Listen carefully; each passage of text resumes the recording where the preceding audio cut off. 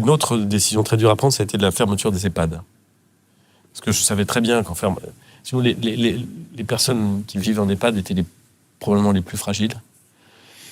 Et donc, on savait que si le virus se circulait dans un EHPAD, ça pouvait aller vite, très vite. Et donc, on a pris cette décision, qui a été demandée d'ailleurs par certains, et puis critiquée par d'autres. De toute façon, pendant le Covid, ça a toujours été comme ça. On a pris cette décision, et je savais très bien que ça produirait des effets délétères et très tristes pour beaucoup de gens. Ouais. Donc ça, c'était 2 décisions dont je voyais très très bien que c'était pas des décisions qui font peur, mais c'est des décisions qui secouent. Et quand quelqu'un vient me voir, qui me dit calmement, ou même pas calmement, qui me dit combien il a souffert des décisions-là, je le comprends très bien. Je le comprends très très bien. C'était ça la décision un peu dure de votre mandat de Premier ministre?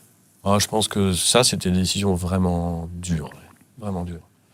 Et puis, il y a un moment où j'ai eu peur, pendant le Covid, c'est quand de toute la stratégie du Covid qu'on a développée, que j'ai essayé d'expliquer aux Français quand je faisais ces conférences de presse, c'était de piloter le confinement et le déconfinement de façon à ce que, compte tenu de la progression des cas, les salles de réanimation en France ne soient pas saturées.